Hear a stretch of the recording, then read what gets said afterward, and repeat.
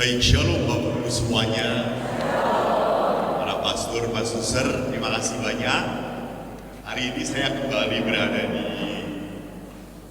paroki yang Anda cintai, Sukabumi, jauh dari Helena. Anda tahu begitu jauhnya ke Sukabumi dari Jakarta ke Sukabumi saya butuh 5 hari. Dari Jakarta saya ke Semarang naik pesawat. Dari Semarang saya tinggal di Ambarawa dahulu karena tidak ada flight ke Sukabumi. Dari Semarang akhirnya saya harus ke Tegal, lewat Tegal. 2 hari saya di Tegal, baru saya ke Bandung, dan baru tadi pagi jam 5 ada orang yang mau ke Sukabumi. Semuanya berkata, ngapain ke Sukabumi? Cari penderitaan. Dan saya berkata, betul. Ya sudah, ayo kita ke Sukabumi. Pagi-pagi rupanya sudah sampai Sukabumi jam 8. Syukur kepada Allah Bapak Ibu, sudah dipersiapkan oleh Tuhan Allah soto mie babi yang enak, haute sencingping. Itu dan saya bersuka cita ke Sukabumi, bukan ketemu Anda.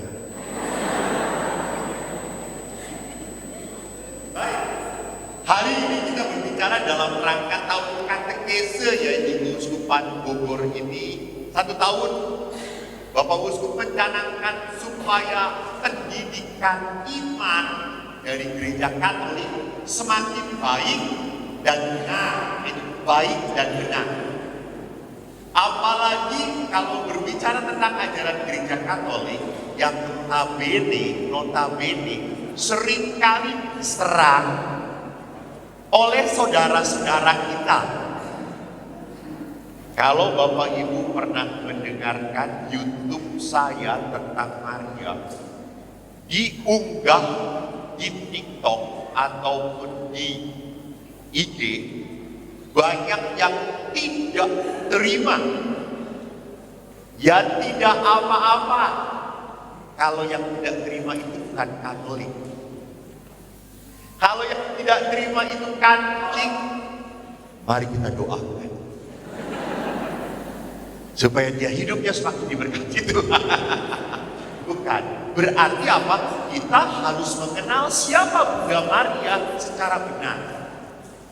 Kalau berbicara tentang Bunda Maria dan Bapak Ibu hanya memakai kitab suci saja sebagai pegangannya, tidak bisa dimengerti. Karena di dalam kitab suci, terutama Injil, mau menceritakan tentang siapa? Jangan ragu-ragu dong, Tuhan. Sudah makan belum? Belum. Pantesan nanti setelah ini saya traktir Toki. Tapi saya kirim lewat WA. Nggak akan bayar sendiri, saya kirim lewat WA ya. Jadi kitab suci Injil itu mau berbicara tentang siapa? Yesus. Bukan tentang Bunda Maria. Bukan juga tentang Santo Yosef. Bukan. Apalagi Injil mau bercerita tentang kabar baik, tentang apa? Penyelamatan yang dilakukan oleh Allah melalui Yesus. Nah, kalau mau paham Bunda Maria, kita belajar dari yang namanya tradisi suci dan magisterium gereja, ajaran gereja. Maka gereja selalu mempunyai 3 pilar kebenaran iman. Yaitu apa? Kitab suci. Kedua, ajaran gereja, magisterium gereja. Ketiga, tradisi suci. Jadi saya mau memperlihatkan hormat kita kepada Bunda Maria dari ajaran iman kita. Dan Bapak Ibu yang terkasih, kalau kita punya iman, jangan hanya punya iman, cuma percaya doang. Saya percaya Romo. Kamu kelihatan di sini belum menikah, wajahnya kelihatan. Ya belum nikah, ya belum nikah, belum menikah, belum menikah, belum menikah. Yang putih-putih juga belum menikah, belum menikah, belum menikah.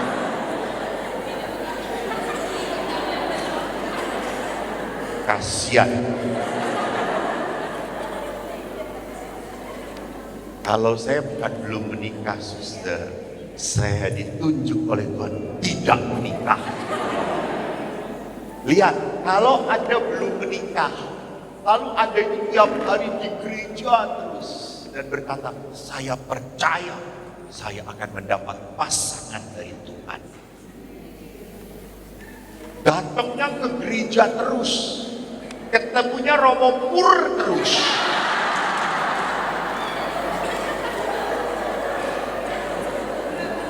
Pertanyaan saya, dapat jodoh atau tidak?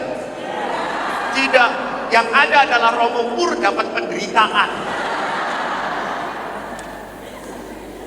Yang mendoakan 5 malaikat ini supaya dapat jodoh gitu. Saya punya iman kok, saya punya iman Romo, saya punya iman. Ya, imannya bodoh. Maka kita harus punya pengetahuan iman. Pengetahuan iman. Supaya apa? Beriman yang benar. Dan pengetahuan itu membantu apa?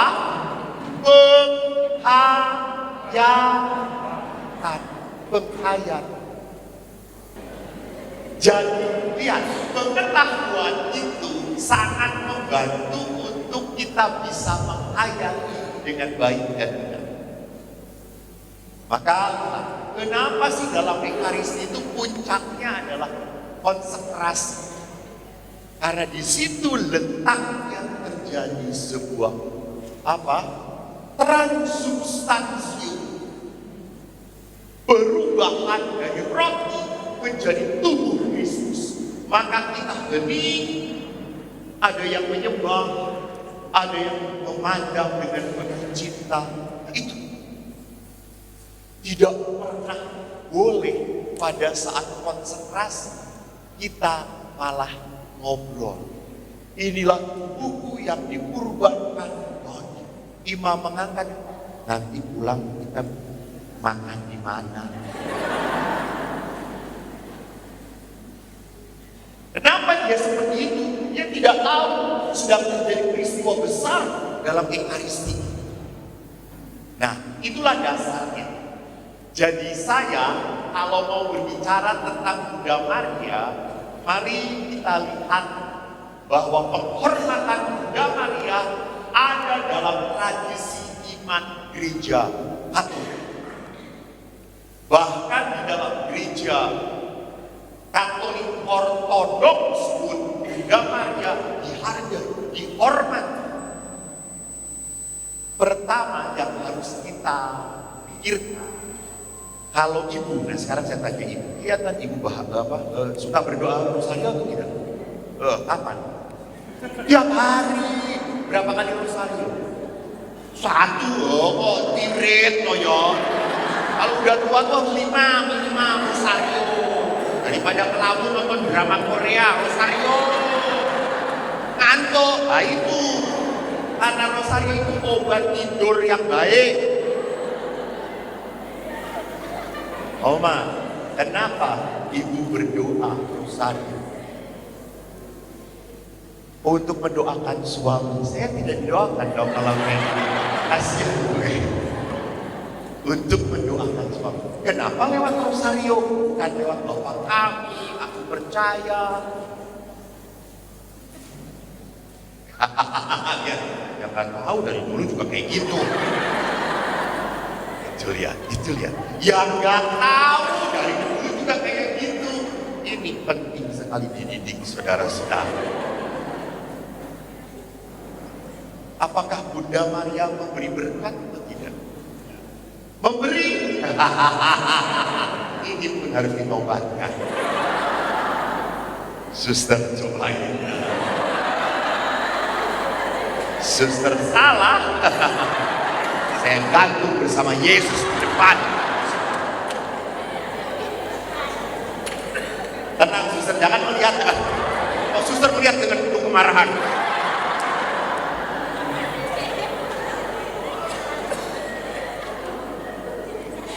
Seorang Katolik berdoa kepada Bunda Maria. Kenapa berdoa kepada Bunda Maria?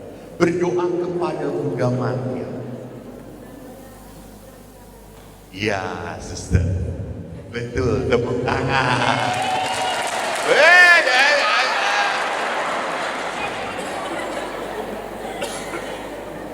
Bunda Maria perantara berkat. Berarti kalau perantara Bunda Maria punya berkat atau tidak? Yang punya berkat selalu Tuhan. Allah yang punya berkat. Allah yang punya berkat. Lalu Anda boleh tanya, lalu kalau gitu ngapain harus lewat Bunda Maria dong doanya? Apa kita nggak bisa ngomong sendirian? Kita juga anak Allah. Oh bisa Fred, silakan. Bisa. Hanya lihat di dalam kitab suci pun diperlihatkan. Maria berkata kepada para pelayan, lakukan apa yang dia perintahkan padamu. Ini hebat, ini hebat. Lakukan apa yang Tuhan mau dan kau akan dapat mujizat. Dan terjadilah peristiwa besar. Semua air menjadi air. Bunda Maria, kenapa kita harus lewat perantaraan Maria? Maria adalah orang pertama yang percaya bahwa yang dikandung adalah Yesus. Maria adalah bunda yang sungguh dipilih oleh Tuhan. Jadi kalau Maria kedudukannya begitu besar di dalam gereja, begitu suci, tidak apa-apa kalau kita anaknya doa melalui Bunda Maria. Lihat toh, Yesus pun mengatakan kepada muridnya yang tercinta, inilah ibu, inilah anak. Kita itu sudah diberi oleh Yesus, mari itu ibu engkau. Seorang anak pasti dekat dengan ibu, pasti dekat dengan ibunya, betul kan? Dengan ibunya, ibu. Maka sedikit-sedikit kita minta lewat ibu, bu, tolong bu, bapak, nggak boleh bu, tolong ngomongin bu, bapak supaya bertobat. Ibu yang ngomong, ibu yang ngomong. Pernah ada seorang umat yang minta diberkati anaknya menikah oleh saya. Lalu saya mengatakan nggak bisa, dia pintar ngomong lewat ibu. Dan ibu pun telepon, nak, anaknya ibu itu mau diberkati, bu kamu tolong. Siap bu, oke, baik. Jadi biar kalau kita berdoa melalui perantaraan Maria, kita ngomong Tuhan, saya tidak berkenan minta padamu, saya tidak berkenan, saya dosa, saya penuh kesalahan. Maka tolonglah kabulkan doa ini, karena saya mohon bersama Bunda Maria. Kalau aku tidak pantas, biarkanlah doa yang bersama Bunda Maria ini menjadi pantas di hadapan. Jadi Allah itu berbelas kasih karena kita menghantar permohonan dengan Maria. Nah, mari kita lihat di dalam gereja. Katekismus gereja Katolik, mohon maaf ya, saya sekarang sedang pelajaran, namanya juga katekisme. Maka banyak kata-kata yang di sini. Kalau Anda tidur tidak apa-apa, silakan, tidak apa-apa. Hanya akan saya doakan saja. Kalau perlu kita perminyakan.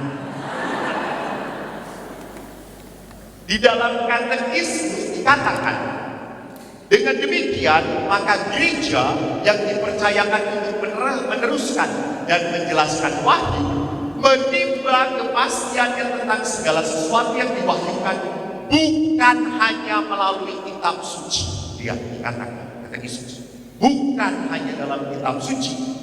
Maka dari itu keduanya, baik tradisi maupun kitab suci, harus diterima dan dihormati dengan cita rasa kesalehan dan hormat yang sama.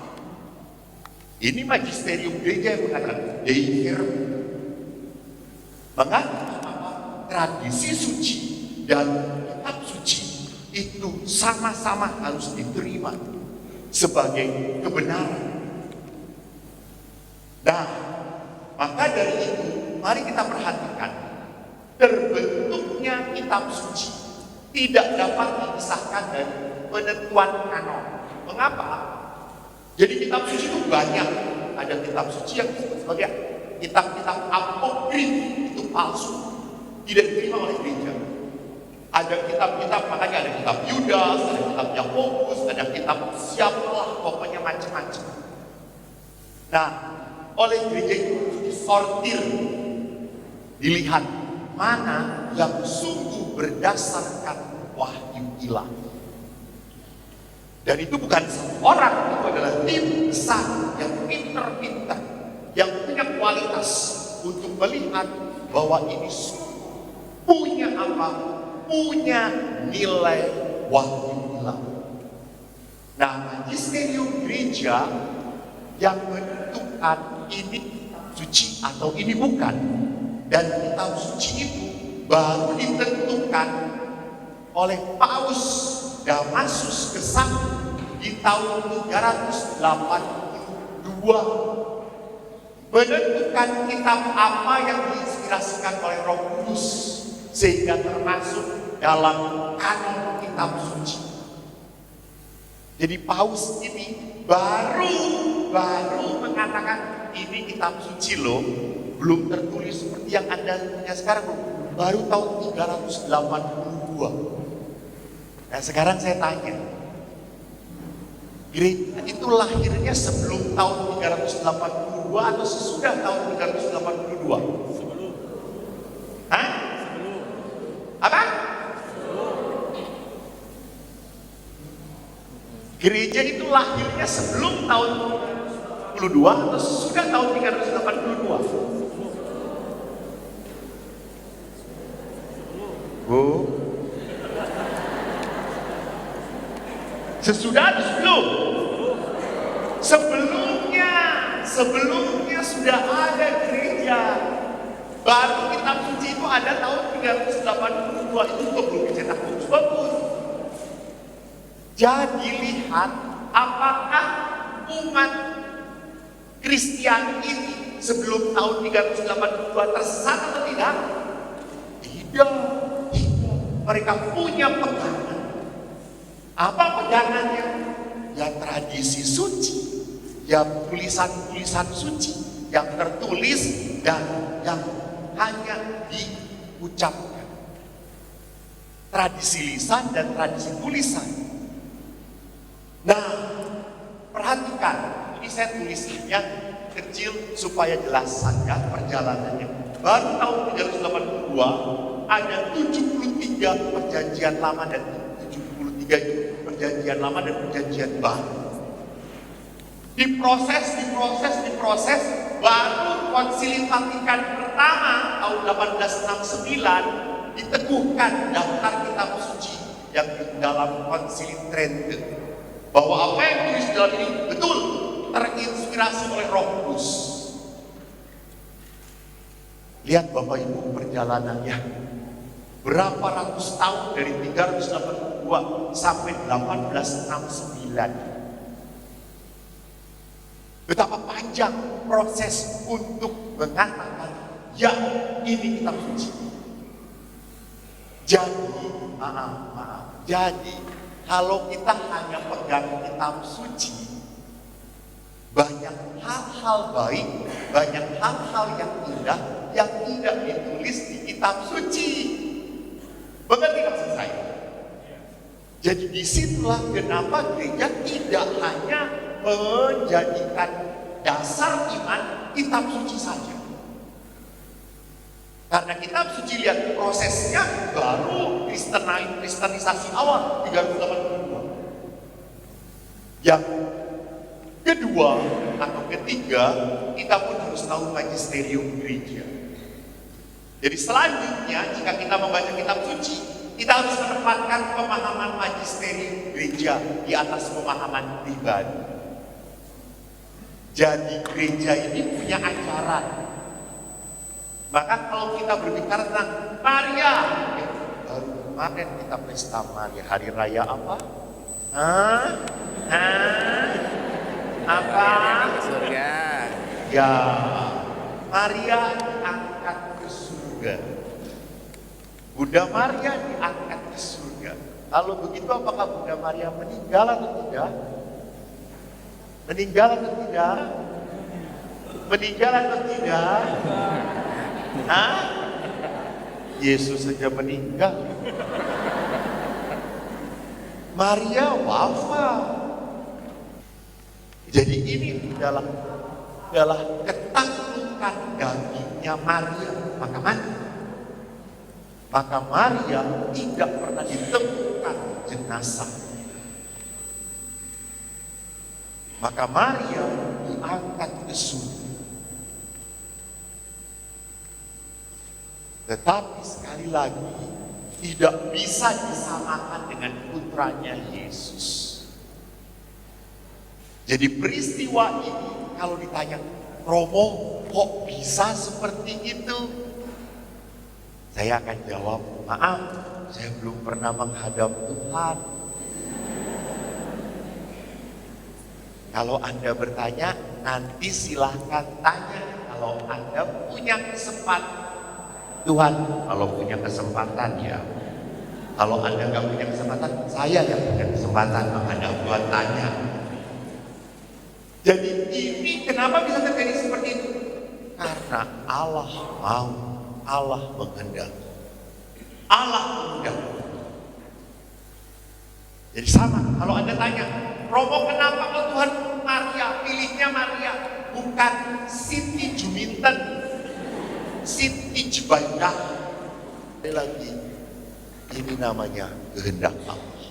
Kehendak Allah. Kalau sudah kita berbicara dengan kehendak Allah, kita tidak bisa lagi melawan. Maka kalau Bapak Ibu, teman-teman udah berkata, kenapa ya saya kok lebih jelek dari dia? Kehendak Tuhan.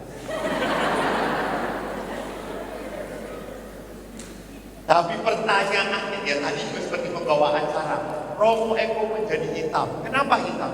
Kehendak yang ilahi. Jadi ada hal-hal tertentu, saya lahir sebagai orang Jawa, berkulit hitam, itu kehendak Allah. Dengan ayah yang seperti itu kehendak Allah. Itu rancangan Tuhan. Nah, jadi kita lihat magisterium gereja harus ajarannya menjadi yang utama daripada pemahaman sendiri. Maka Bapak Ibu, itulah sebabnya kalau Anda baca kitab suci pun, boleh baca kitab suci, sangat disarankan oleh gereja, sangat. Tapi pada saat kita menafsirkan kitab suci, harus sesuai dengan ajaran gereja. Gak bisa terjemahkan, menafsirkan berdasarkan diri sendiri. Romo, pada saat saya baca ini, tiba-tiba Tuhan berbicara di telinga saya.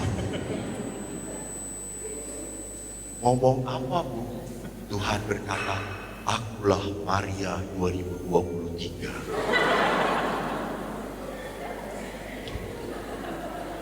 Saya akan bawa ibu ini bukan ke Roma, tapi ke rumah sakit jiwa.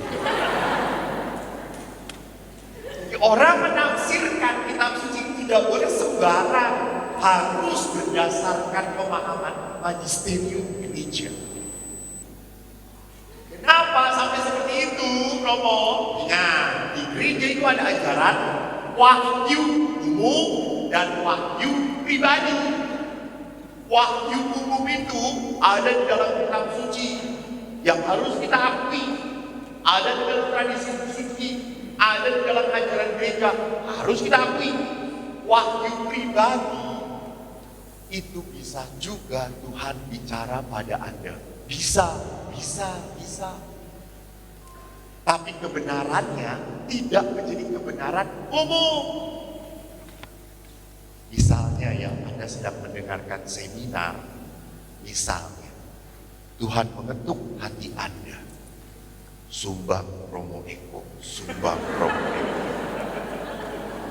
Dia sedang menolong pembangunan biara di Cisantana, sumbang Romo Eko. Itu wahyu pribadi.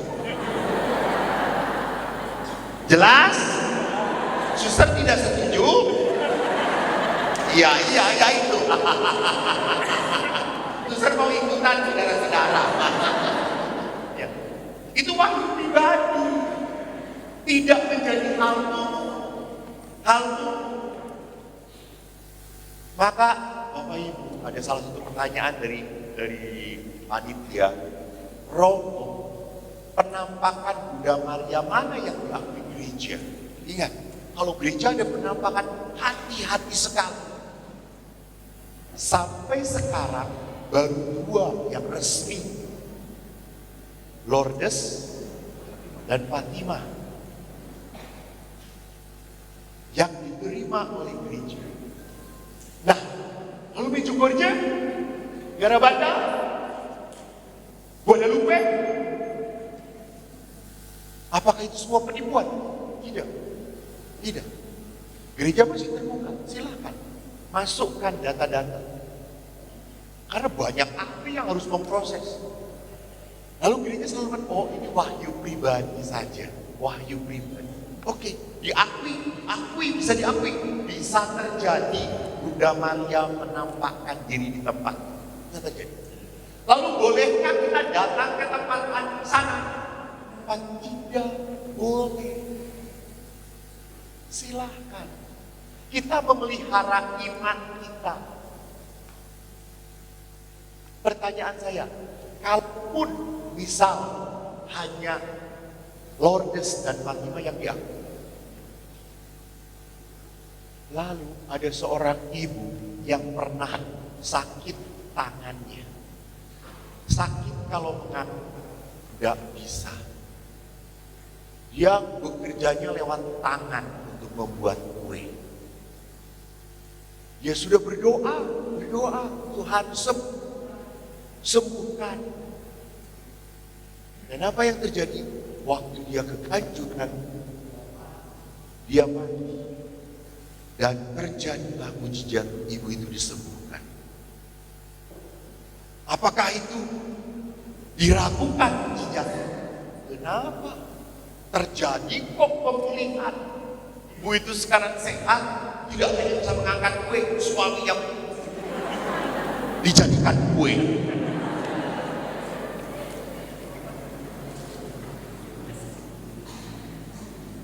Apakah itu bukan kerahiman Tuhan menyembuhkan ibu itu? Kerahiman Tuhan terjadi atas ibu itu. Oke, yes, mujizat terjadi padamu. Syukur. Gereja tidak pernah menentang. Tidak. Dan pertanyaan juga, apakah Anda lalu kalau ke Lourdes di mana diakui, kalau berdoa pasti terjadi mujizatnya? Sudah 7 kali tidak jadi.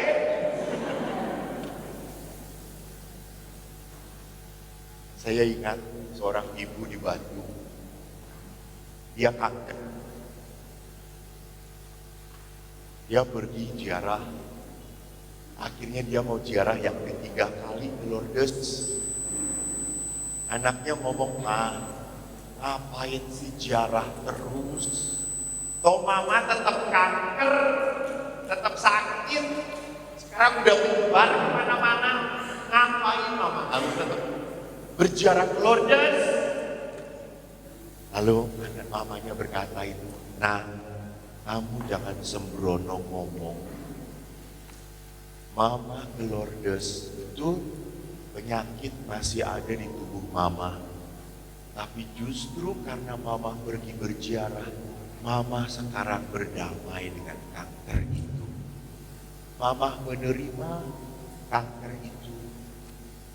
Dan sekarang bahkan dokter mengatakan, Bu, hebat, kanker ibu tidak ganas.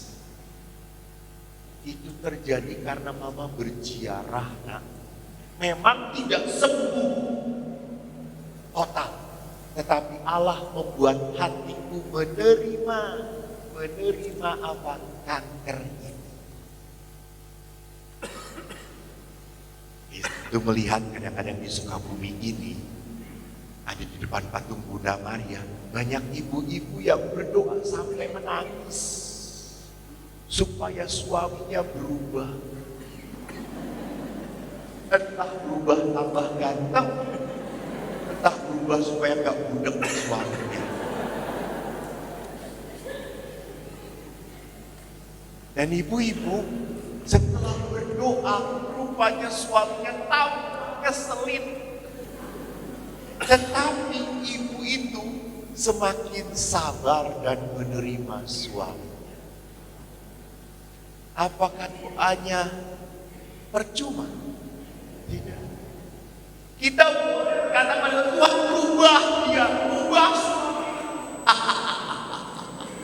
Tiba-tiba Tuhan berubah engkau, tidak berubah suamimu. Mengerti maksud saya? Itu lihat karya Tuhan, karya Tuhan. Jadi kalau mau ngomong karya Tuhan, jangan mengatur Tuhan. Kamu anak-anak berdoa supaya naik kelas, pasti toh gak mungkin Tuhan, kalau kau baik hati biarkan saya tinggal kelas, saya bahagia tetap kelas 2 saja.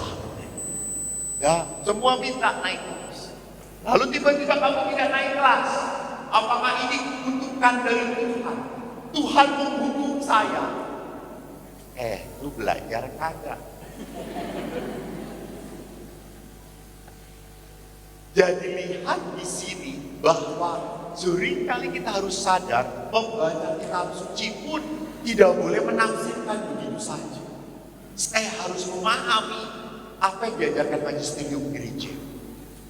Nah sekarang mari kita lihat Bunda Maria. Lumen Gentium. Sebentar, saudara-saudara. Maaf saya minum ya.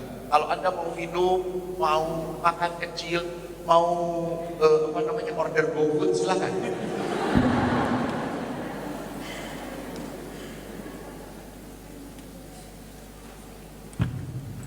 Lumen Gentium artikel 54 mengatakan, oleh karena itu tetap berlakulah pandangan-pandangan dalam aliran Katolik dikemukakan secara bebas tentang Maria yang dalam gereja kudus menduduki tempat paling luhur sesudah Kristus dan paling dekat dengan kita.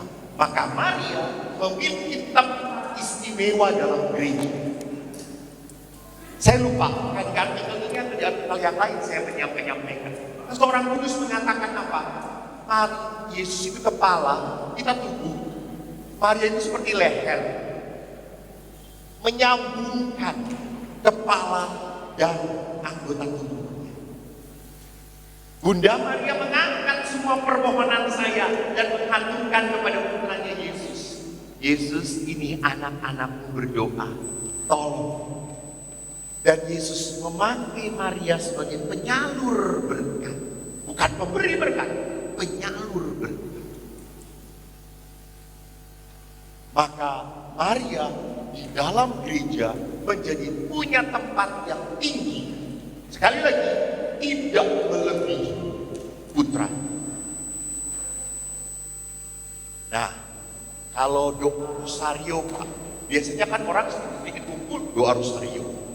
Doa rosario. Ibu saya itu senangnya rosario. Saya pernah pisah dengan ibu. Setelah pisah di rumah, ibu langsung berkata, kok orang rosario yo? Pisah ibu lebih tinggi daripada rosario. Lalu ibu berkata, tapi Jos rosario was. Memang ibu saya sangat berdevosi kepada Bunda Maria. Nah sekarang kalau kita rosario, apakah kita berdoa kepada Bunda Maria? Halo?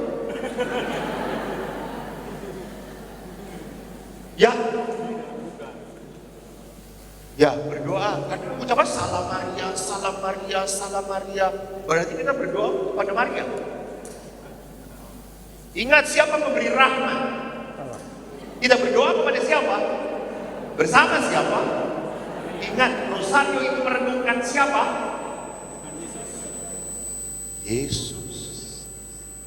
Setiap permenungan Maria, Rosario, peristiwa bahagia, peristiwa mulia, peristiwa terang, peristiwa sedih, semuanya tentang siapa? Yesus. Yesus. Peristiwa gembira pertama, Maria menerima kabar gembira tentang apa? Yesus lahir. Nah, kabar gembira. Maria yang kedua, Maria mengunjungi Elizabeth saudarinya. Mereka ribut tentang siapa? Yesus. Siapa aku ini sampai itu Tuhan datang mengunjungi aku? Ya, Yesus lagi. Rosario itu kita merenungkan Yesus bersama Maria. Bersama Maria. Maka di dalam doa-doa kita selalu menyertakan Bunda Maria. Yuk Maria kita doa. Mari Maria Bunda, sertai doa-doa, sertai permohonan. Kita bersama-sama mau berdoa kepada Tuhan. Nah, jadi Maria memang paling dekat dengan umat. Apalagi tadi Yesus sudah menjadikan Maria sebagai siapa? Ibu. Santo Paulus ke-6 dalam dekripnya, dalam surat apostoliknya yang berjudul Marialis Cultus, penghormatan kepada Bunda Maria, mengatakan pada Bunda Maria segalanya mengacu pada Kristus dan tergantung pada Kristus. Ya. Jadi kalau orang ngomong Maria itu pasti ngomong tentang siapa? Yesus. Yesus. Orang berdoa Rosario, orang itu berdoa tentang siapa? Yesus. Orang berpikir tentang siapa? Yesus. Jadi perhatikan di sini, memang kalau ibu-ibu pernah ke gereja ortodok Rusia, ingat ya, kalau gereja ortodok itu lebih berat daripada gereja. Ada tahu? Ya, umumnya 2 raya 4 jam. Dan ibu-ibu, bapak-bapak harus tahu ya, di gereja ortodok itu umatnya tidak duduk di bangku, tetapi apa? Berdiri.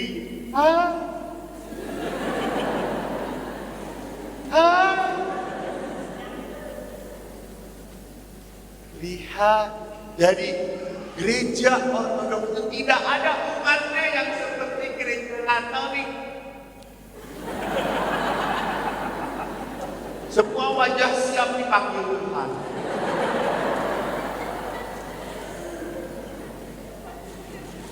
Semuanya tegak berdiri. Kenapa?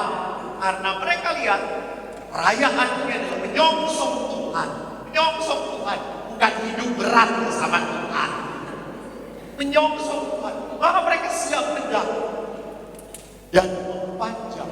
Dan salah satu icon gambar Bunda Maria yang khas di dalam gereja Katolik Ortodok adalah apa? Maria mengambil Yesus dan tangannya kemana? Ke arah Yesus. Jadi Maria berkata apa? Pada dia kamu harus memohon. Pada dia kamu harus datang. Kepada dia, kepada Yesus. Ini yang boleh berkat kamu. Ini yang bisa menguatkan kamu. Maka secara teologis mesti kita pahami bahwa seluruh hidup dan keberadaan Maria serta seluruh gelar dan hormat kepada Maria diterima karena hubungan dan hanya karena jasa Yesus. Jadi kenapa Maria dikandung tanpa noda? Kenapa Pak? Bunda Maria dikandung tanpa noda. Siap-siap saya punya. Karena Maria dipilih Tuhan. Kenapa Pak? Maria dikandung tanpa dosa.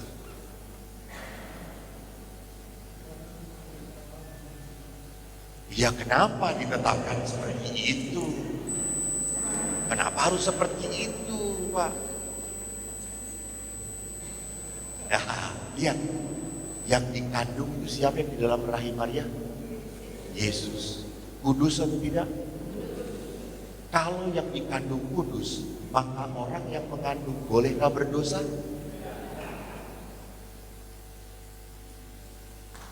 Yang kudus tidak pernah bisa menyatu dengan dosa. Yang kudus tidak pernah menyatu dengan yang suci. Maka orang Katolik setelah meninggal dihakimi dan dipisahkan mana yang masuk neraka.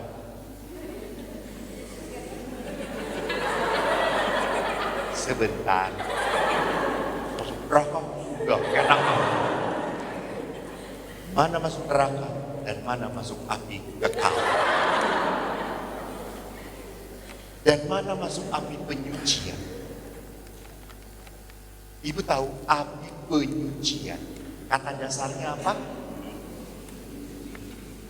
Suci apa cuci? Hah? Suci. Jadi api masuk ke api penyucian itu berarti apa? Ya, disucikan, bukan dicucikan. Kita disucikan, dikuduskan. Kita itu menanggung dosa.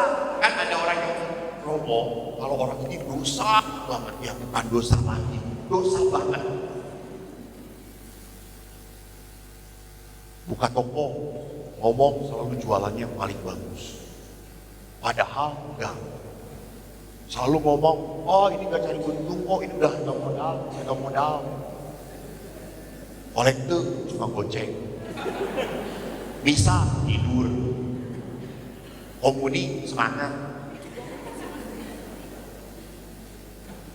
Lalu dia diam-diam punya istri lain. Istrinya kebetulan pembantunya dia. Oh bahagia banget. Bapak sedang duduk bersama istri apa? Jangan macam-macam. Langsung maaf ya, maaf.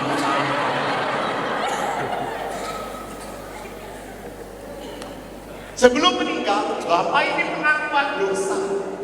Jujur dia, Romo saya dosanya wah berantakan. Lalu Romo kan mengampuni. Bapak itu tiba-tiba keluar dari pengakuan dosa, kesandung mati. Langsung masuk mana Bu Bapak itu? Ya? Salah, ke kuburan.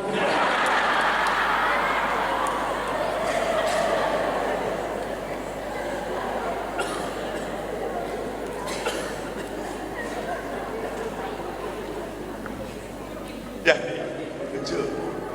Orang walaupun sudah pengakuan dosa, dia harus tetap menanggung akibat dosanya. Bukan berarti ditolak. Halo, Every. Udah pengakuan dosa. Sorry. Kamu harus menanggung akibat dosa. Maka di situ ada api penyucian. Kita disuci. Nah, lihat di sini. Jadi Bunda Maria kenapa suci? Karena Allah Yesus kudus. Tidak mungkin yang kudus itu tinggal di rahim perempuan berdosa. Mengerti maksud saya? Jadi itulah sebabnya kenapa Maria dikandung tanpa dosa. Karena apa? Karena Maria dipilih oleh Allah untuk melahirkan sang Allah. Tempat Allah harus suci. Tempat Allah harus kudus.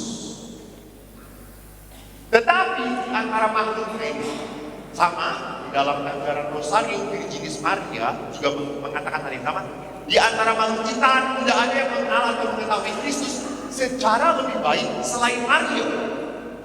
Tidak ada seorang pun yang dapat mengenal kita pada pengetahuan yang mendalam akan misteri hidup Kristus selain dari ibunya. Bapak Ibu, di gereja itu sangat sadar siapa yang paling kenal Yesus. Maria. Dan pertanyaan saya, waktu Maria mengenal Ibu Yesus, apa yang dialami oleh Maria? Kebahagiaan terus, sukacita terus, hidupnya senang. Apa? Ada duka, ada suka. Kadang-kadang duka teuing. Adakah gelar Bunda Maria 7 kesukaan? Yang ada adalah apa? UC. Saudara, gelar Maria adalah 7 kedukaan. Maka apa yang dikatakan? Kata siapa menjadi alat Tuhan itu enak. Kata siapa menjadi alat Tuhan itu baik-baik saja. Menderita. Salah satu permenungan yang pernah membuat saya berhenti waktu saya ikut jalan salib adalah merenungkan di mana Maria ketemu Yesus waktu memikul salib. Berhentian berapa itu?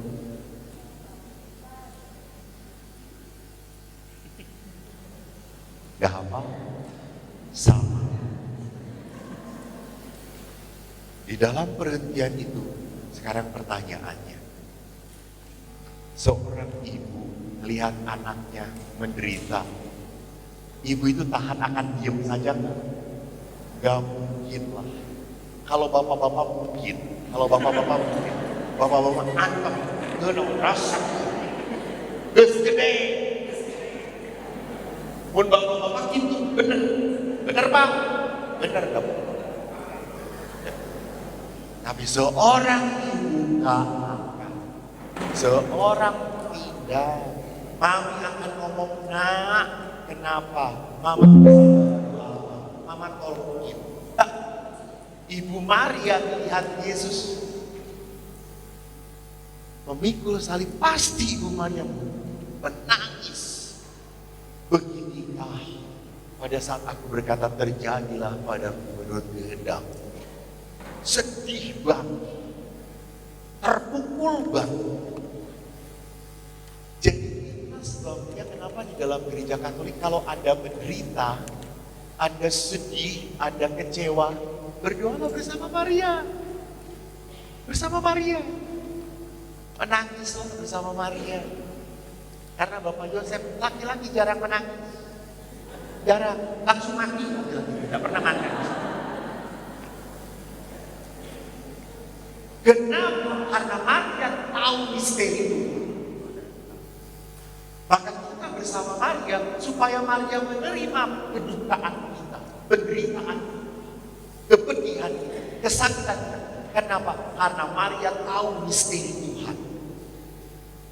Supaya saya juga bisa menerima, oh Tuhan, saya sedang dikecewakan, saya sedang sakit, saya sedang jengkel banget. Nah, tolong Maria, Tuhan mau ngapain sih memberikan ini padamu? Biarkan Bunda Maria menemani Anda. Karena Maria sangat kenal Tuhan. Keistimewaan Bunda Maria apa? Sekali lagi Bunda, Bapak Ibu, Maria bukan karena melakukan sesuatu lalu dia istimewa. Tidak. Bukan itu dulu. Karena rahmat dan karunia Tuhan.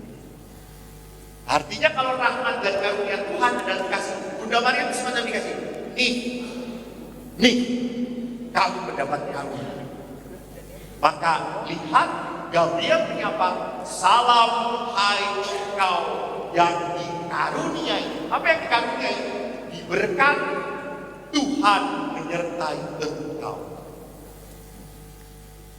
Jadi malaikat pun, malaikat saja tangan kanannya Tuhan ngomong kepada Bunda Maria, hai engkau yang diberkati, bangunlah.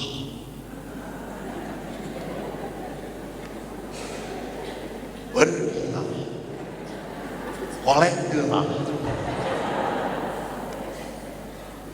Jadi kalau Maria disama engkau dipenuhi rahmat,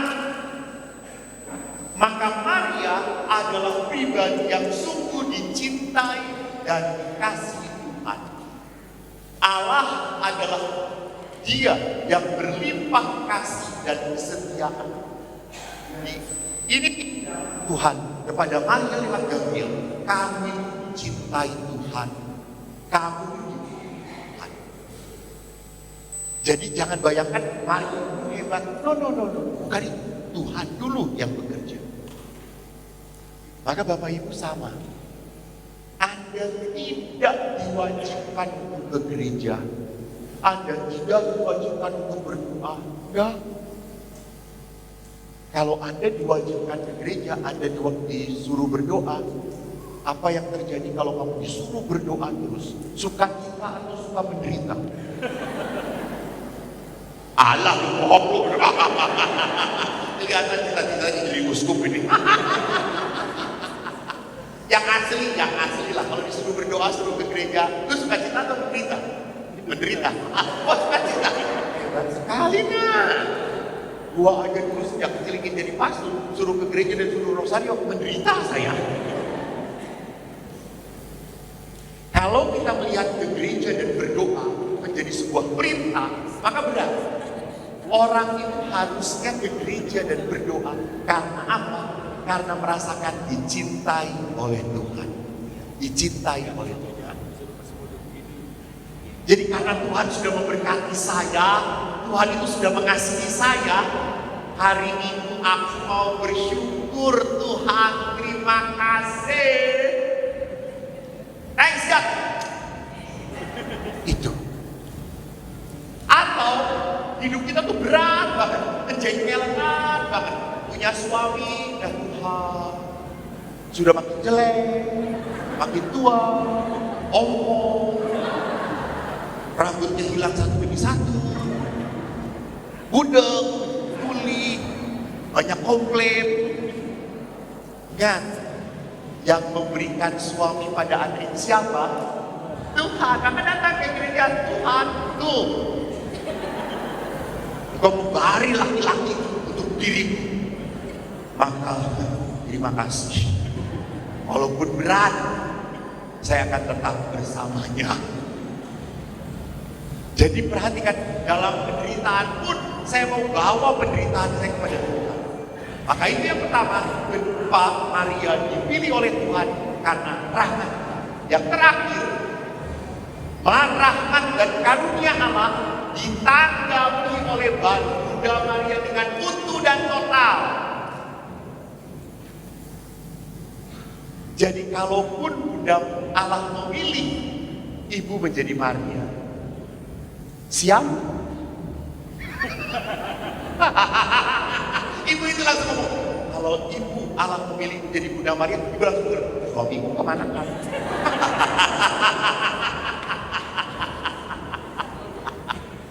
Dia jadi Santo Yosef. Ingat, kalau ibu pun dipilih oleh Bunda Maria, oleh Allah, tetapi dia tidak mau, Allah berhasil atau tidak? Tidak berhasil. Karena Maria berkata, aku ini hamba Tuhan. Jadi memang Maria sudah disiapkan oleh Tuhan. Dan Maria pun sungguh menjadi wanita yang penuh iman dan berserah. Lihat, Maria berkata, aku ini hamba Tuhan. Artinya apa kalau hamba? Berserah Tuhan. Bukan budak. Disuruh harus mau. Apakah budak punya keinginan? Punya, tapi nggak bisa keinginan. Dia harus nurutin Tuhan. Itu Maria. Aku ini hamba Tuhan. Bapak Ibu, terakhir, saya sebentar lagi akan pindah dari Helena. Saya akan kembali ke rumah retret di Pratista. 25 tahun di Pratista dikembalikan ke sana karena 6 tahun menyesatkan umat.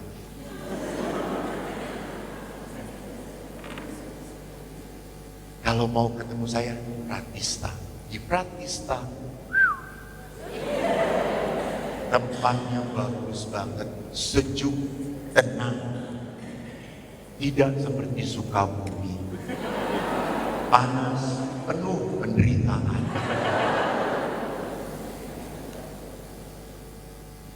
Di Pratista ada sebuah kapel dengan gambar Yesus yang unik.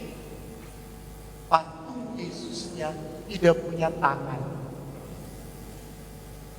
Itu adalah patung replika dari sebuah gereja di Jerman.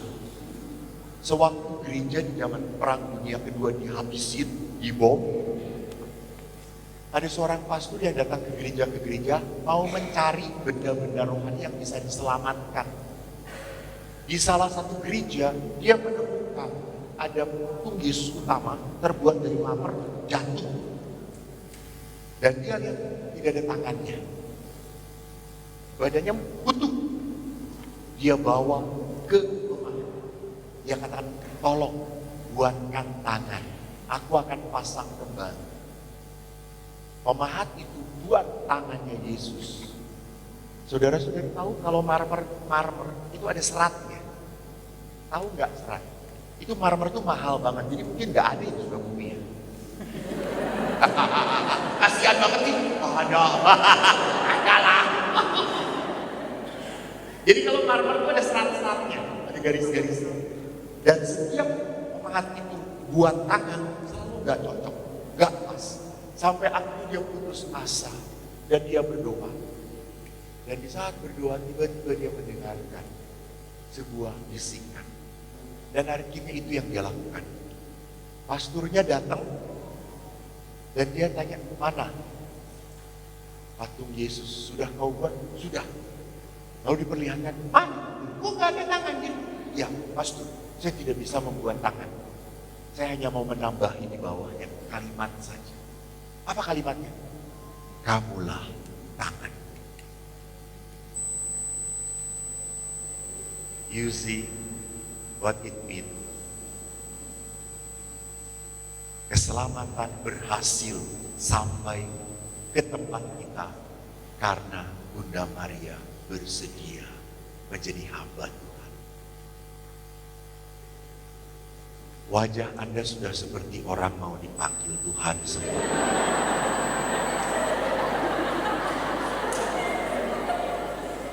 Antara hidup dan mati. Jadi kan kita tadi sedikit sudah berbicara tentang ajaran gereja mengenai Bunda Maria.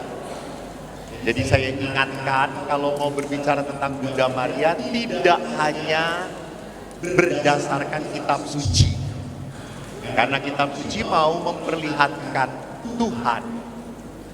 Sedangkan kalau mau berbicara Bunda Maria, kita harus berbicara tradisi dan ajaran gereja. Nah, kita tadi lihat bahwa di dalam Bunda Maria ada rahmat melimpah. Dan Bunda Maria menanggapi dengan total apa yang Tuhan mau. Di dalam gereja berdasarkan ajaran dari Santo Agustinus ada dua model penghormatan. Yang pertama disebut latria, penyembahan. Penyembahan itu hanya berlaku pada Allah, Bapa, Putra, Kudus. Itu penyembahan. Adorasi sakramen Maha Kudus disebutnya penyembahan, bukan penghormatan. Penyembahan karena kita berada. Sedangkan yang kedua adalah apa? Dulia. Dulia itu penghormatan. Penghormatan diberikan kepada apa? Orang kudus. Bahkan kepada Bunda Maria diberi penghormatan yang lebih luhur, disebutnya hiperdulia. Kenapa sampai seperti itu? Karena memang Bunda Maria tadi persis di bawah Yesus. Dia orang yang sungguh diakui oleh Allah juga. Maka malaikat Gabriel waktu menyapa Bunda Maria, engkau wanita yang terberkati, Tuhan menyertai engkau. Malaikat sampai berbicara seperti itu. Maka lihat di sini penghormatan ini dari dulu ada. Jadi manusia boleh dihormati, boleh, orang kudus tuh boleh dihormati. Maka dia di sini Yusuf dulu sujud sampai tanah menghormati ayahnya Yakub. Jadi kalau kita sungkem itu bukan berarti kita menyembah orang tua kita, udah kita menghormati. Jadi ada orang juga, pastor, kalau ada peti jenazah, lalu kita membungkuk 3 kali, kita menyembah. Enggak, kita menghormati. Kita menghormati. Nabi Nathan sujud untuk menghormati Daud, ada di dalam kitab Raja-Raja. Absalom sujud menghormati Daud di dalam kitab Samuel. Jadi penghormatan itu bukan penyembahan berhala. Kita menghormati itu bukan menjadikan dia Allah, bukan. Saya menghormati, kenapa? Karena dia punya arti untuk hidup saya. Kalau tidak salah, mohon maaf, setiap sinja, anak-anak itu kan maunya saja yang diingat. Anak-anak itu kan menghormati orang tuanya baru dapat.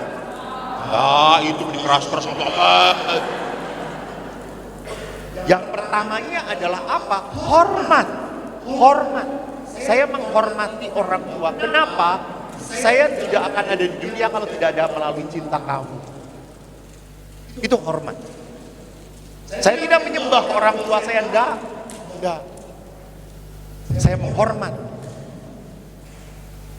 Nah, sekarang mari kita lihat penghormatan kepada benda. Kita menghormati patung salib, patung orang kudus, patung Bunda Maria. Di dalam gereja itu disebut sebagai apa? Dulia relatif, penghormatan kepada yang tidak mutlak, kepada benda-benda rohani, rosario. Anda setelah berdoa rosario mencium rosario. Anda punya ada salib, ada cium, Anda menghormati. Jadi benda-benda kudus itu tidak disembah. Saya memakai salib itu sebagai tanda penghormatan saya, tanda iman saya kepada Allah. Maka kalau rosarionya rusak, patung Marianya pecah, tidak bisa dipakai lagi, apa yang harus dilakukan? Ya betul, benar, beberapa sudah tahu, dipecahkan saja, dikubur. Kalau Anda ngomong nggak tega pastor lihat Bunda Maria dihancurin, ya ditutupin aja, tutupin pakai kain lalu dihancurkan. Jangan utuh-utuh dibuang ke tempat sampah, kan nggak nyaman toh. Tapi sudah remuk, ya sudah diremukkan, dikubur saja. Sama kitab suci kan, orang Katolik itu paling setia menyimpan kitab suci. Karena apa? Karena suci, simpan kitab suci itu.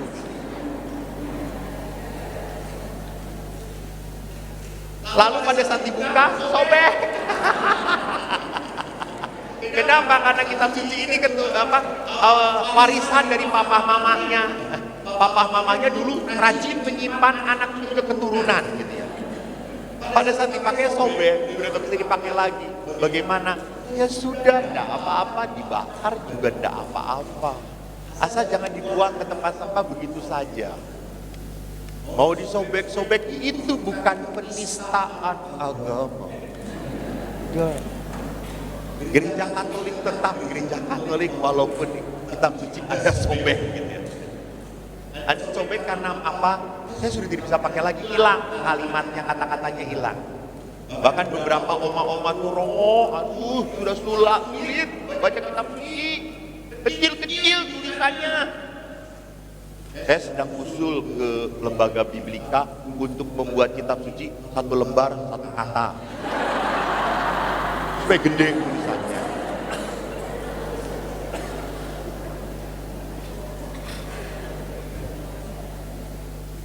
Jadi boleh sekali kita tetap menghormati.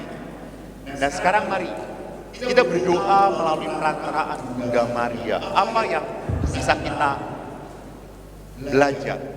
Mengapa kita berdoa dengan perantaraan Bunda Maria? Tadi saya sedikit sudah ngomong sebetulnya. Bukankah kita bisa berdoa langsung? Betul, bisa. Silakan. Boleh, boleh. Boleh. Tapi lihat dalam tradisi pun, dalam Alkitab, kita bisa melihat banyak contoh menunjukkan bagaimana orang bisa menjadi pengantara pada Allah demi orang lain. Maka itu kita boleh mendoakan orang-orang. Kita boleh mendoakan saudara kita yang tidak seiman. Boleh. Bagi Tuhan tidak penting lu Islam, lu Katolik, lu Kristen, lu Buddha, lu gue pastor nggak penting. Yang penting apakah engkau menjadi hamba Allah yang setia. Betul? Bertobat. Jadi lihat, kita boleh menjadi peran orang-orang Allah untuk mendoakan. Nah, Abraham pun berdoa dulu waktu Allah mau memusnahkan Sodom dan Gomora. Abraham berdoa untuk kota Sodom. Musa berdoa untuk kepentingan umat Israel. Ini atau beberapa kali Yahweh kesel, jengkel dengan orang Israel dan akan memusnahkan bangsa Israel. Siapa yang berdoa dan berseru? Musa. Musa ngomong, Yahweh, ampunilah, mereka ini bangsa yang keras, tolonglah. Maka Tuhan mengampuni. Karena melihat siapa? Melihat Musa. Jadi Tuhan mengampuni karena Tuhan siapa? Musa. Nah, kalau kita perantaraan Bunda Maria, Tuhan jangan melihat si Eko ini. Banyak dosanya Tuhan, nyebelin. Jadi pasti juga banyak yang benci. Lihatlah bundanya dia. Siapa? Maria. Keren ya. Jadi biarkan kau mendoakan doa karena engkau Maria. Dalam perjanjian baru, Yesus pun berdoa untuk murid-muridnya di dalam bab-bab terakhir. Bahkan Paulus pun berdoa bagi umatnya. Dan Paulus berkata di dalam surat pertama Timotius, naikkan permohonan, doa, taat, dan ucapan syukur untuk semua orang. Ibu karismatik, apa itu doa syafaat? Apa itu doa syafaat? Ya, doa syafaat adalah doa yang diberikan untuk orang-orang yang membutuhkan doa, bukan untuk diri sendiri. Jadi saya mendoakan pastor paroki, itu doa syafaat. Tapi jangan. Jadi doa itu selalu tujuannya untuk hal yang baik. Kesimpulan, maka doa seseorang bisa berguna bagi orang lain. Itulah yang disebut doa syafaat. Saya sering mengingatkan orang tua yang punya anak yang sudah mulai besar-besar. Nyebelin banget si Koko. Jangan langsung dinasehatin. Udah kalau udah nggak tahan cerai aja. Ini mertua yang dipakai oleh setan. Sebagai mertua, tugasnya apa? Memberi kekuatan. Memberi kekuatan. Anak-anak susah diatur, sudah besar-besar. Doakan, doa orang tua itu dahsyat. Kenapa saya jadi pastor? Karena sejak kecil ibu saya kalau menggendong saya sambil bernyanyi, tak lelo itu yen gede engkau dadi Romo. Jadi Saya tidak akan pernah jadi uskup karena doa ibu saya jadi romo.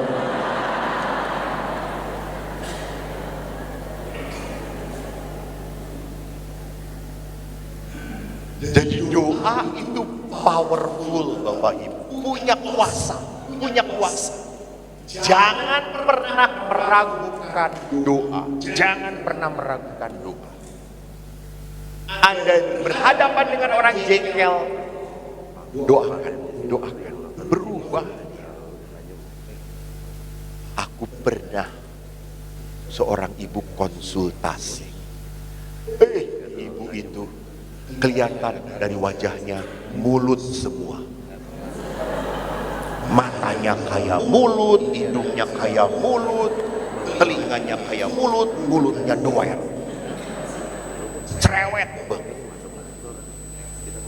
Anda tahu 1,5 jam ngomong. Lalu saya tuh, Bu, coba ini. Sudah Romo, sudah saya lakukan. Ya coba yang ini, itu juga sudah Romo, sudah. Saya sudah bicara dengan Romo Yohanes, sudah berbicara dengan uskup ini, sudah bicara dengan Romo ini. Aduh Tuhan, saya sudah tidak bisa apapun. Saya akhirnya, ini ibu diomongin ini sudah, diomongin itu sudah, semua sudah. Saya udah gak bisa apa-apa. Saya langsung ngomong, Tuhan tolong Engkau yang membereskan dia. Kok gak bisa.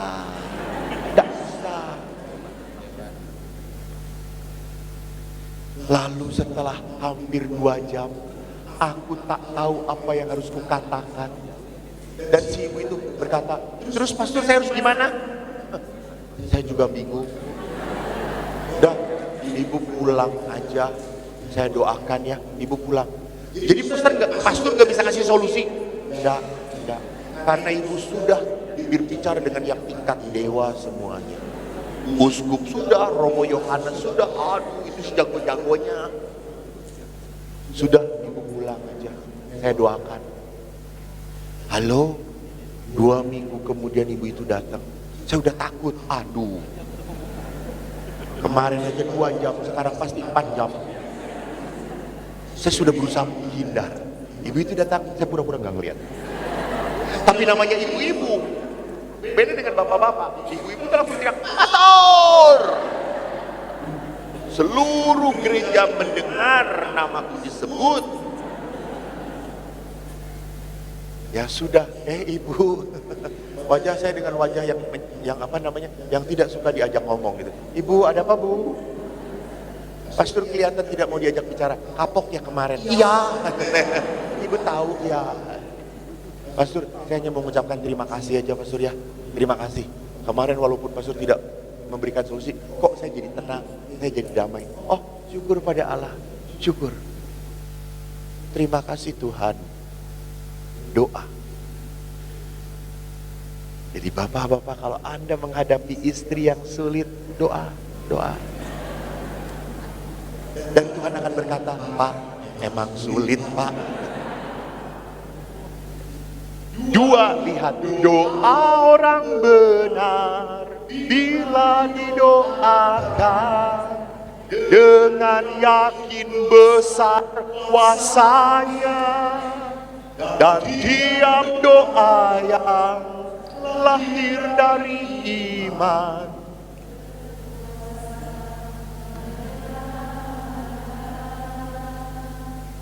Lihat, doa orang benar. Jadi sebelum doa, jadi orang benar dulu. Ya Pak ya, jangan doa melulu tapi gak bener-bener. Ini kata doa orang benar. Doa orang benar dalam kitab Yakobus. Bila dengan yakin didoakan sangat besar kuasanya. Jadi kalau kita berdoa, pikirkan, doa ini muncul dari keragusan. Saya ragus, saya tidak pernah puas. Atau saya ingin hidupnya tenang-tenang aja. Hati-hati loh, karena ada seorang ibu ngomong, Tuhan berikan suami saya baik-baik saja, gak macem-macem, gak nengok-nengok istri orang lain, gak banyak penting sih. Kenapa ibu itu berdoa seperti itu? Karena ibu itu tidak mau repot. Mengerti, Pak? Ini bukan doa benar. Doa orang yang nggak mau repot. Doa orang yang egois, yang hanya untuk dirinya sendiri saja.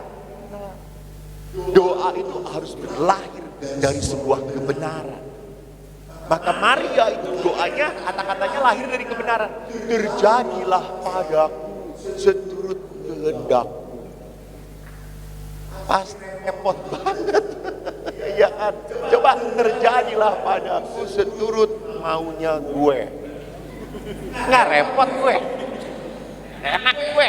Tinggal duduk, rokok, generasi rebahan. Berebah, dapat rezeki banyak. Ya, nggak bisa. Nah, jadi Maria menjadi kudus karena Maria adalah orang benar. Maka mari kita belajar bagaimana meneladan Bunda Maria. Jadi yang penting bukannya saya tahu Maria. Yang penting bisa enggak saya menjadi hamba Tuhan. Bisa enggak saya seperti ibuku Maria. Apa yang kita lihat, yang kita bisa pelajari dari Bunda Maria.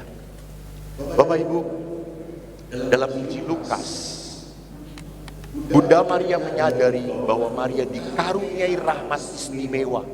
Dia dipilih menjadi Bunda Allah, namun Maria tetap rendah hati dan menganggap dirinya hamba di hadapan Allah. Maka keinginan Maria adalah apa? Jadilah padaku seturut perkataan. Jadi pertama yang bisa kita lihat di dalam Bunda Maria adalah apa? Maria menganggap segala yang baik adalah karunia Tuhan. Karunia Tuhan. Jadi Tuhan itu sudah memberikan yang baik pada saya terus.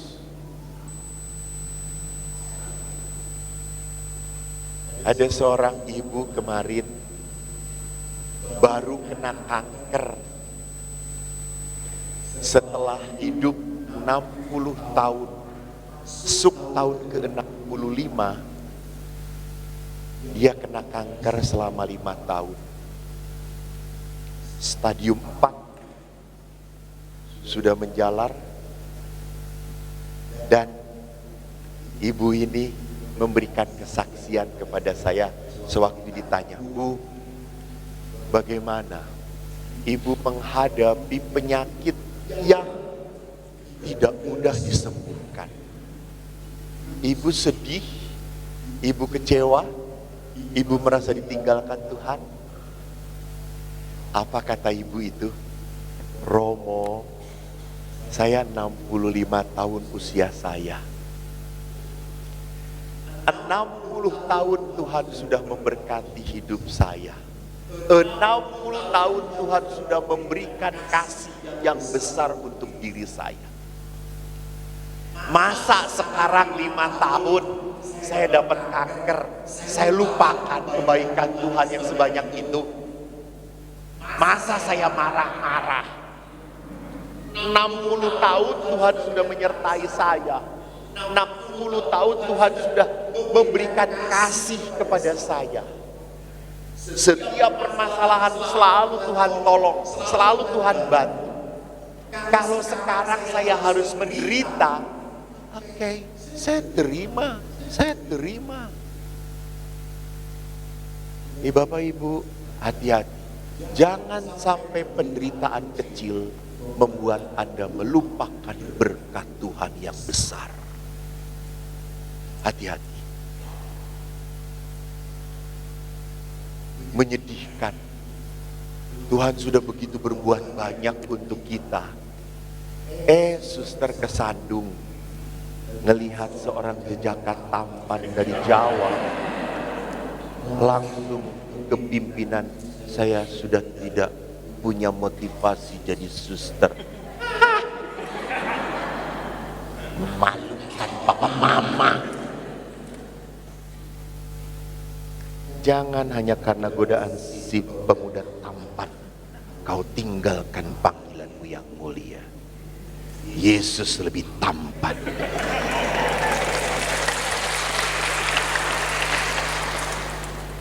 Jadi tergiurlah, Tuhan itu sudah memberkati Maria kayak gitu. Maria betul-betul melihat semua terjadi hanya karena kemurahan Tuhan, hanya karena kebaikan Tuhan. Semua berkat anugerah Allah. Maka lihat di sini kurban yang tertinggi dari sebuah Dari sebuah berkat Tuhan, Maria memberikan hidung yang paling mulia, yang dikenal dengan hidung Magnificat. Aku ini hamba Tuhan. Maka perhatikan di dalam Magnificat, keren banget. Bahwa dilihat di sini, jiwaku memuliakan Tuhan, hatiku bergembira karena Allah juru selamat. Ya. Jadi orang tuh pertama-tama puji Tuhan dulu, jangan baru Tuhan sama Bapak terus habis Tuhan berkati makanan ini, amin. Amin. Ini bukan ini laporan coy. Dan ini nyuruh Tuhan. Ya tidak perlu juga doanya seperti seorang anak kecil. Terus amin. Tuhan, aku bersyukur kepadamu. Engkau begitu baik. Engkau berikan para petani yang menanam semuanya beras. Sehingga beras itu dari gabah lama-lama diberi air, dipupuk, dan petani itu bekerja siang dan malam. Saya yakin doa selesai, makanan kering.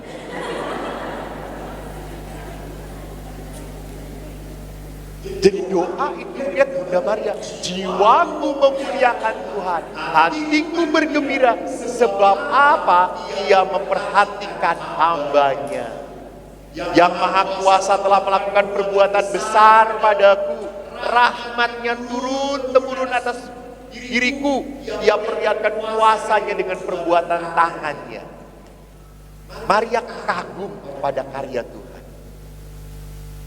Setelah itu, lihat, Bunda Maria berkata, ia menurunkan orang berkuasa, melimpahkan yang baik kepada yang lapar. Ia menolong Israel seperti dijanjikannya kepada nenek moyang, kepada Abraham dan keturunannya. Jadi karya-karya kemurahan hati Tuhan. Dan kita lihat spiritualitas apa yang bisa kita pelajari dari Magnificat Maria ini. Siapakah Bunda Maria? Siapakah ibu kita? Kita bisa tahu keasliannya melalui Magnificat.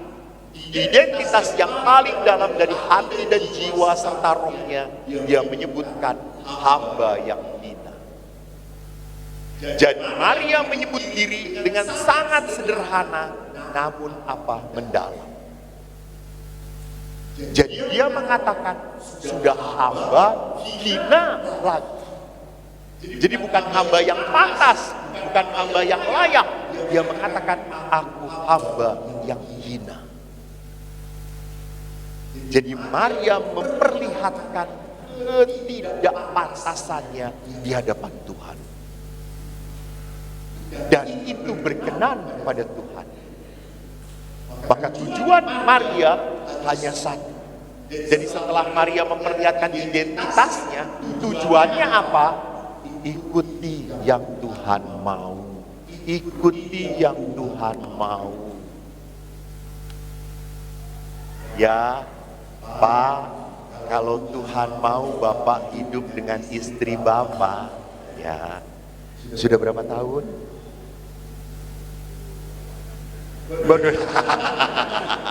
Ya 20-30 lah gitu ya. Sudah 30 tahun. Menderitanya berapa tahun? Oh, seperti lautan ya. Yang naik terus. Pak, walaupun tidak gampang hidup dengan ibu, walaupun kadang jengkel, kadang kecewa, tetapi Tuhan menghendaki. Kenapa? Yesus pun berkata, apa yang dipersatukan Allah, tidak boleh diceraikan manusia. Jadi memang pasangan itu berasal dari Tuhan. Berasal dari Tuhan. Anda lama-lama menjadi tidak suka, bukan karena pasangan Anda membuat Anda jadi tidak suka. Tidak. Karena Anda mungkin makin mengebalkan hati.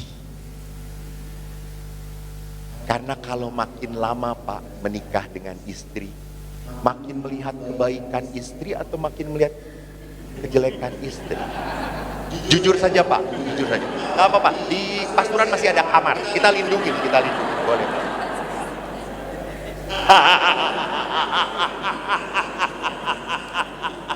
Lihat itu.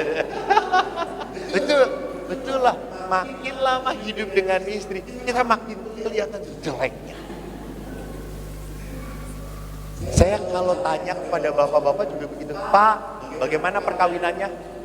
Ya gini-gini aja, biasa-biasa aja. Ya dari dulu kayak orang kawin kan begitu-gitu aja. Ya up and down lah. Itu suami. Tapi kalau tanya kepada istri, gimana perkawinan? Langsung litani penderitaan. 3 folio penderitaan dia. Maka ada rumusan, bapak-bapak dengarkan. Tolong ikuti rumusan ini kalau Anda mau bahagia dengan istri Anda. Dengarkan rumusannya ya Pak. Suami istri menikah, oke? Semua karena kehendak Allah. Amin? Bagus. Kalau suami salah, maka suami harus minta maaf kepada istri. Oke? Setuju? Setuju. Suami salah, minta maaf kepada istri. Kalau istri salah, istri akan berkata, gue salah karena lu kayak gini. Jelas Pak? Maka kalau istri salah, yang harus minta maaf suami, bukan. Karena dalam hukum istri hanya 2 yang tidak pernah salah. 1 suami Allah, yang 2 istrimu. Itu dalam hukum istri. Jadi perhatikan di sini, bapak-bapak, saya selalu mengatakan dalam perkawinan, siapa yang harus minta maaf duluan? Lihat para istri berkata, suami. Dan suami berkata, saya. Pak, jangan lupa, orang yang harus minta maaf duluan adalah orang yang punya Yesus dalam hatinya. Jadi kalau Bapak minta maaf terus, tenang Pak, di surga akan dilayani oleh 7 bidadari.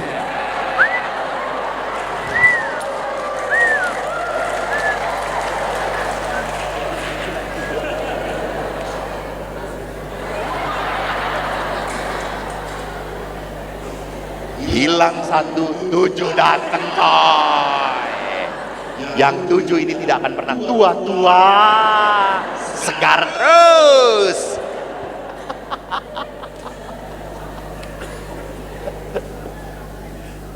Jadi saudaraku, kalau kita selalu lihat ini kehendak Allah, ini kehendak Tuhan, apa yang harus terjadi padaku, maka kita bisa berdamai. Maka kita bisa berdamai.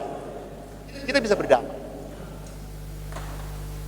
Kalau ini kehendak Tuhan, maka saya tidak akan pernah membandingkan. Ya sudah, saya memang Tuhan mau saya hidup dengan suami yang seperti ini. Ya sudah, gua nikmatin sampai mati.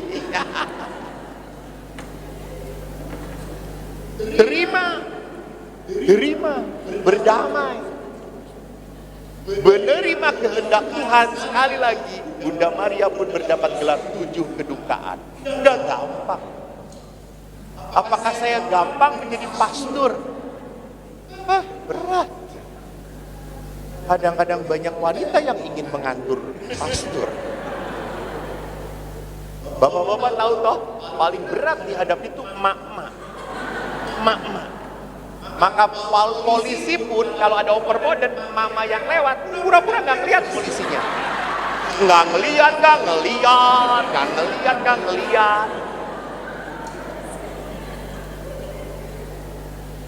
Daripada melawan emak-emak, sudah nggak bisa apa-apa. Saya pun sama, kalau udah seminar dengan mama, foto dengan mama, aduh Tuhan, saya hanya diem aja begitu dah. Dan mama itu dengan seenaknya nempelkan semuanya ke badan saya gitu ya. Ayo Romo.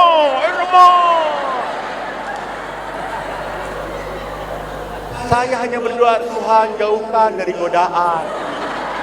Untung yang nempel itu lato-lato, bukan payudara gitu kan, nggak jelas di bawah itu sudah nggak jelas.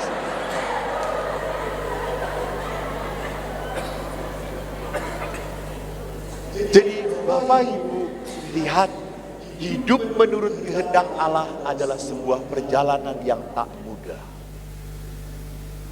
Kami para imam, apakah hidup dengan imam-imam yang cocok? Enggak. Apakah para imam kalau kunjungan ke umat itu berarti imam yang baik? Jangan-jangan dia nggak mau makan dengan saudaranya, karena nggak rukun dengan saudaranya.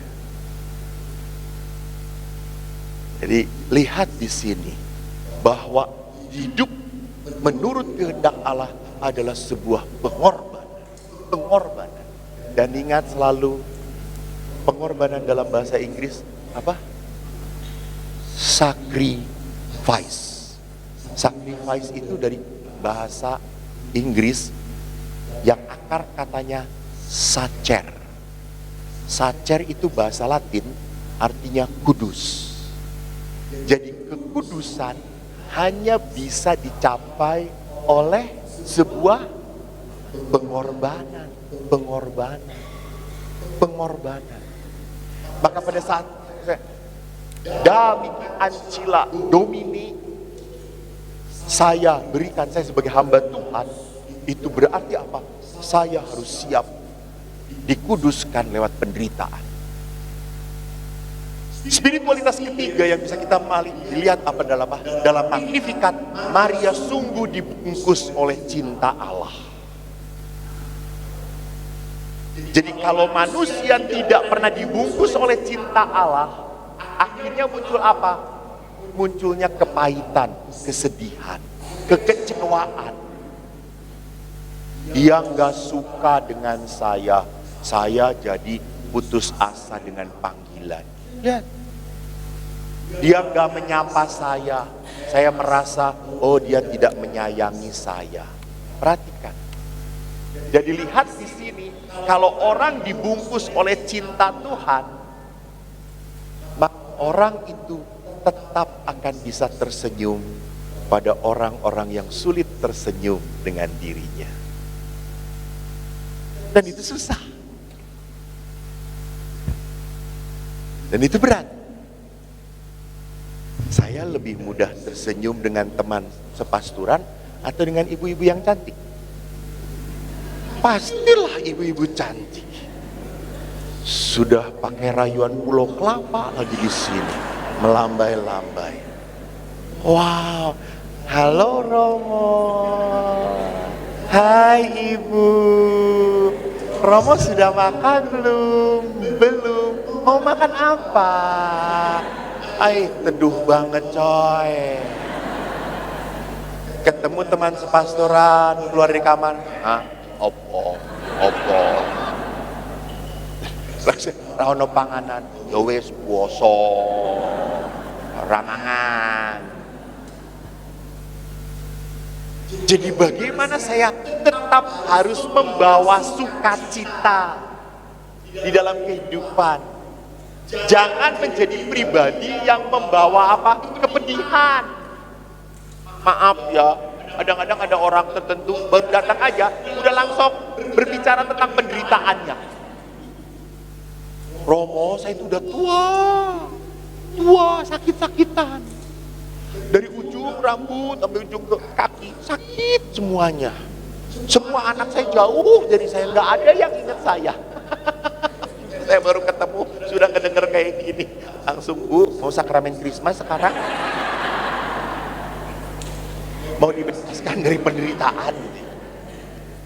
Mbok, ya jangan membesar-besarkan penderitaan toyo. Hidup itu kita harus membawa sukacita, bukan membawa beban.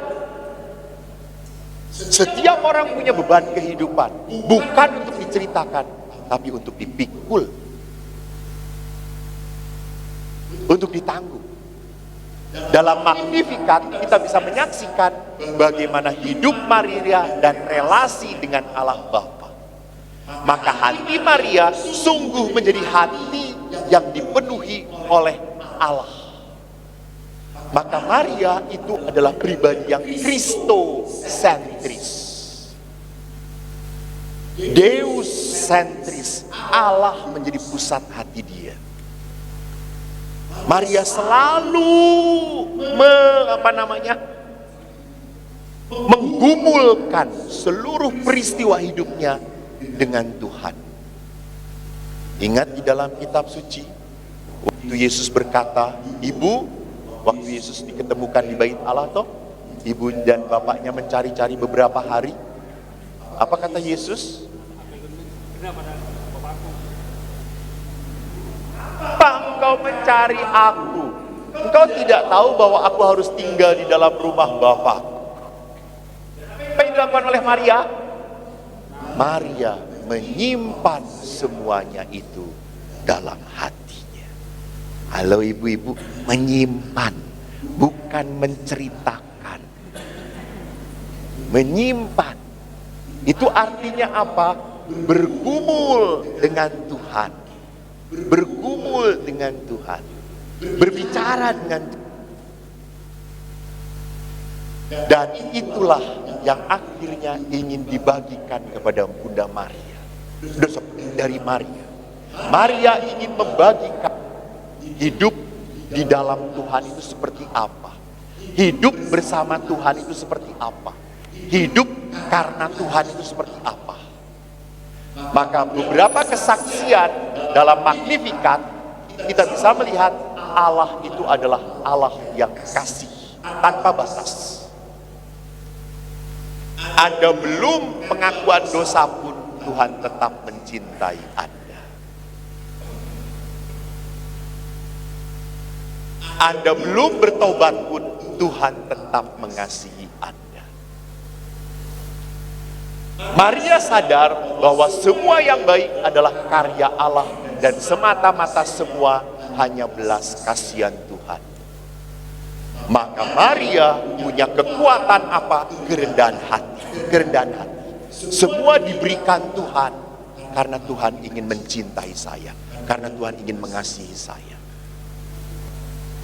Jadi kalau kita mau berbicara tentang spiritualitas Bunda Maria, hampir semua diwarnai oleh spiritualitas kerendahan hati. Maria tahu siapa dirinya, siapa Allah, sadar.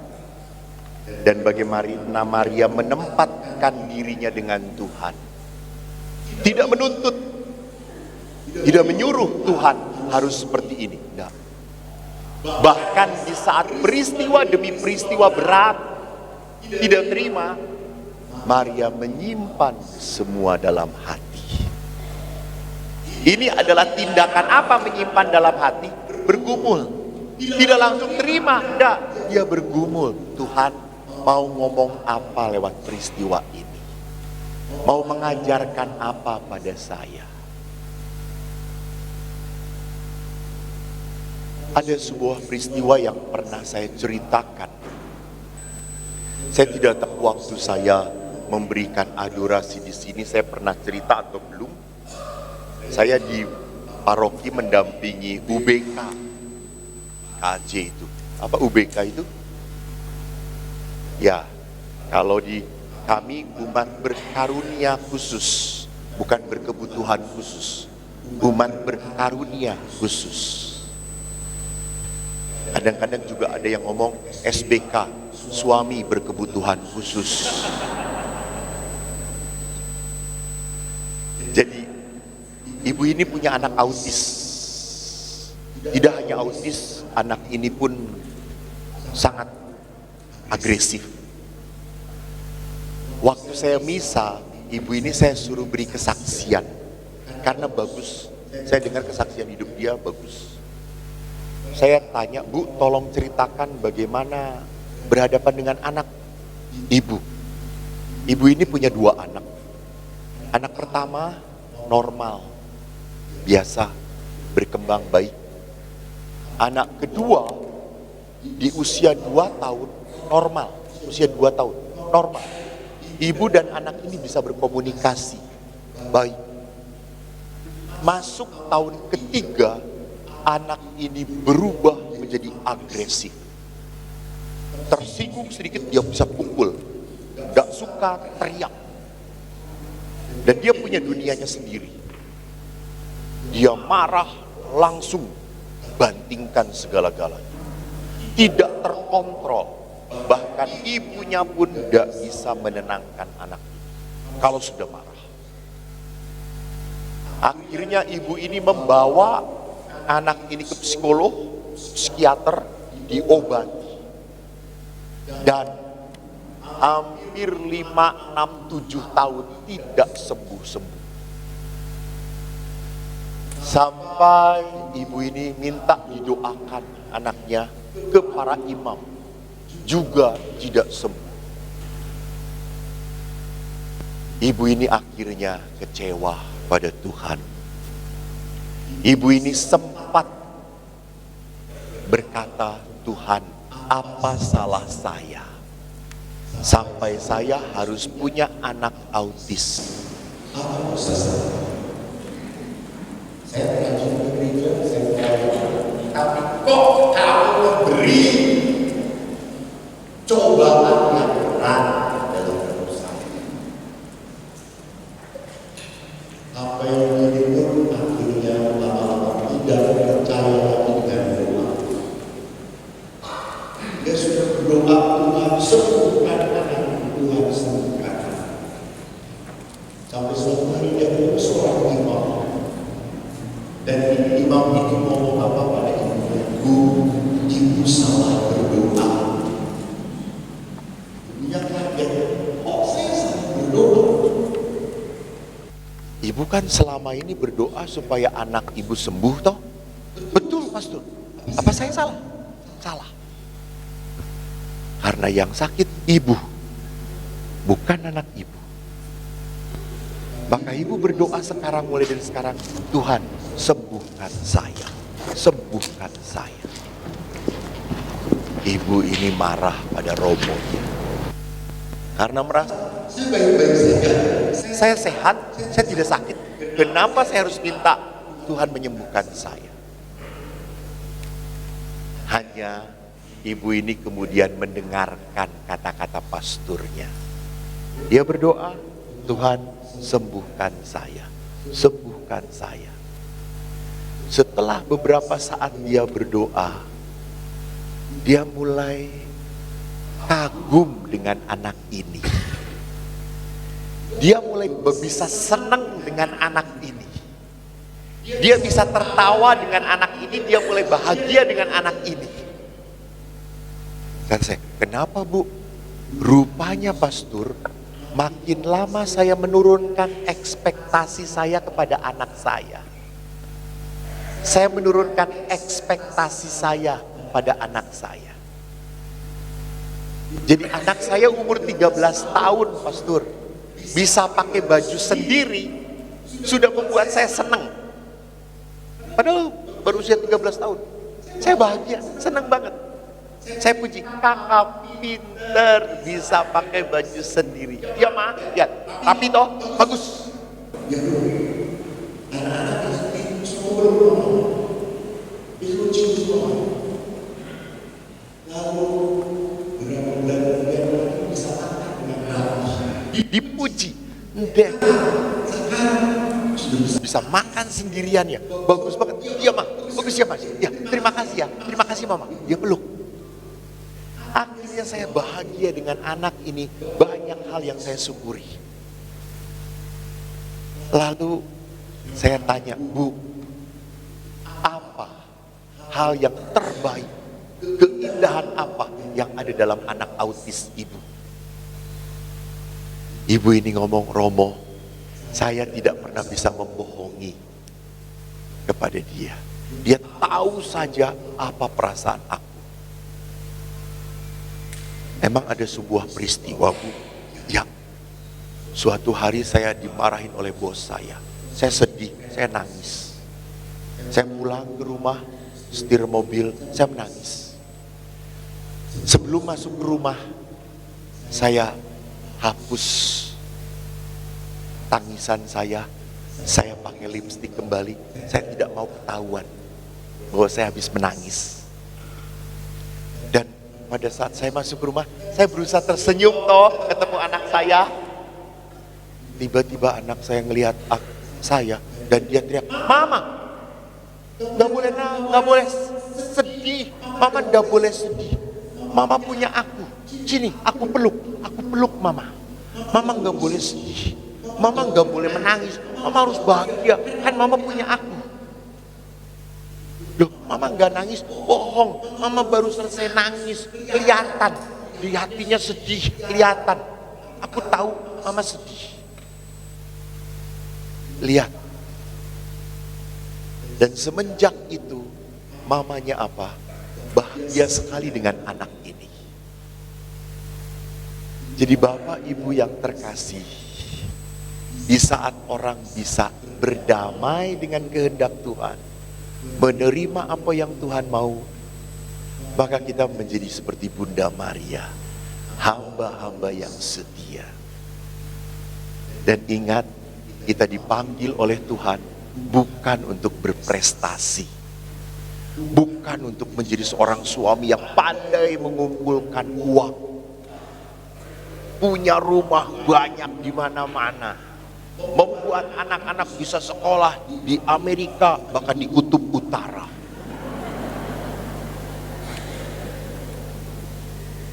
Allah tidak butuh prestasi Anda. Allah hanya membutuhkan apa? Kesetiaan kita.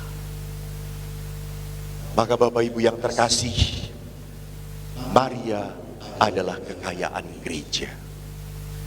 Maria adalah ibu bagi Anda dan saya. Maka biarkanlah doa Rosario, doa Salam Maria menjadi doa kita tiap hari. Karena kita ingin berjalan bersama Bunda, supaya sampai tidak tersesat. Bunda punya jalan yang benar, saya pun di jalan yang benar itu. Terima kasih, Tuhan memberkati Anda. Shalom.